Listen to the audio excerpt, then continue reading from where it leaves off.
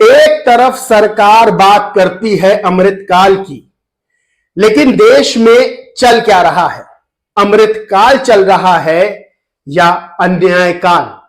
यह सवाल खड़ा किया है प्रियंका गांधी ने और सरकार से पूछा है कि देश में चल क्या रहा है, क्योंकि अमृतकाल में किसानों को रोकने के लिए बाणबंदी करना, कटीले तार लगाना, आंसू गैस के गोले छोड़ना, यह अमृतकाल की परिभाषा नहीं है।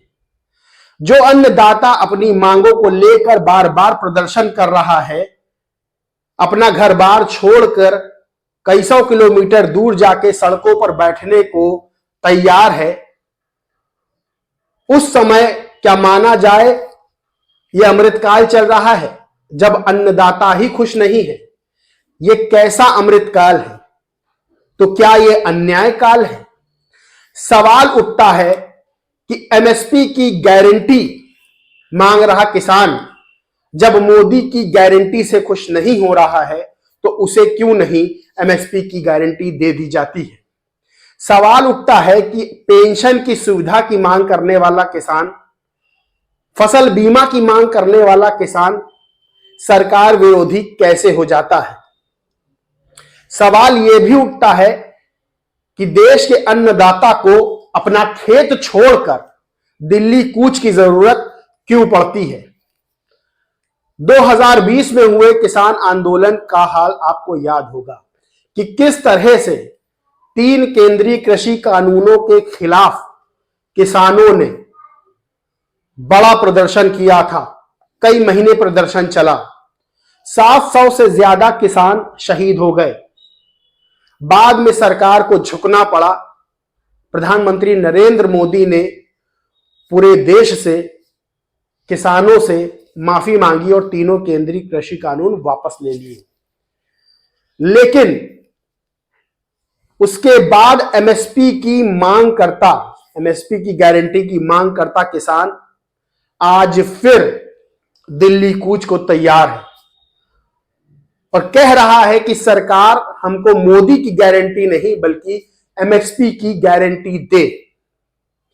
किसानों को रोकने के लिए दिल्ली की सीमाओं पर बाड़बंदी की गई, कटीले तार लगाए गए हैं, गड्ढे खोद दिए गए कि किसान ट्रैक्टर लेके ना आ पाए। लेकिन कहते हैं जो अन्नदाता धरती का सीना चीरकर फसल उगा देता है वो उन गड्ढों से, कटीले तारों से, आंसू गैस के गोलों से रुकने वाला नहीं है। सवाल उठता है कि क्या सरकार अन्नदाता की भावनाओं को नहीं समझ रही है, उनकी जरूरतों को नहीं समझ रही है, उनकी परेशानियों को नहीं समझ रही है, उन पर जो संकट आए हुए हैं उनको नहीं समझ रही है? क्यों प्रधानमंत्री नरेंद्र मोदी बार बार मोदी की गारंटी की बात करते हैं जबकि किसान मांग करता है एमएसपी की गारंटी की? क्यों प्रधानमंत्री नरेंद्र मोदी ये बात बार बार कहते हैं कि अब की बार 400 पार, जबकि देश का अन्नदाता ही खुश नहीं है? भारत को कृषि प्रधान देश कहते हैं, भारत को अन्नदाता का देश कहते हैं। जिस देश में अन्नदाता खुश ना हो वहां कैसे आएंगी 400 सीटें? कैसे कोई यकीन कर पाएगा मोदी की गारंटी पर? और कैसे चुनाव से पहले भारत रत्न बांटने पर वो अन्नदाता खुश होगा? मोदी सरकार ने चुनाव से ठीक पहले भारत रत्न की घोषणा करके किसानों को खुश करने की कोशिश की। मोदी की घोषणा से भले ही कुछ दल और कुछ दिल जीत लिए हों नेताओं के, लेकिन जब तक किसानों को एमएसपी की गारंटी नहीं मिलती है तब तक उनका दिल कैसे जीता जाएगा?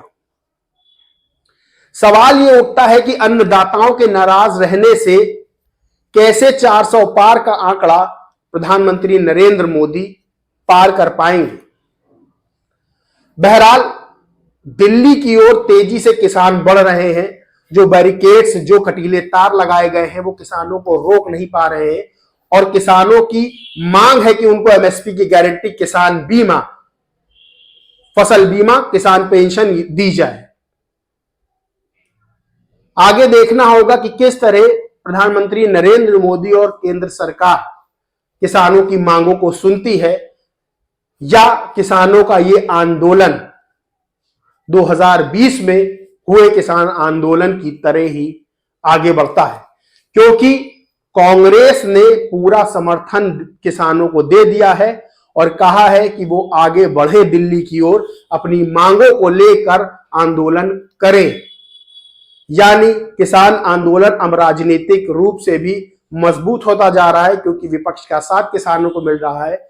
दूसरी ओर सरकार की टेंशन बढ़ रही है, क्योंकि अन्नदाता नाराज है और 2024 के लोकसभा चुनाव से पहले यही अन्नदाता बड़ा खेला सरकार के साथ कर सकता है, अगर उसकी मांगों पर ध्यान नहीं दिया गया, यानी मांगों को माना नहीं गया। तो सवाल यह भी उठता है कि क्या प्रधानमंत्री नरेंद्र मोदी जो 400 पार का सपना देख रहे हैं वो पूरा होगा, या फिर अन्नदाता उस सपने को चकनाचूर कर देगा। इस पूरे मामले पर आप क्या समझते हैं, क्या सोचते हैं, कमेंट करके जरूर बताएं। इस वीडियो में इतना ही। वीडियो को लाइक करें, शेयर करें और दोस्तों चैनल को सब्सक्राइब करना और बेल आइकन दबाना बिल्कुल ना भूलें। जय हिंद, जय भारत।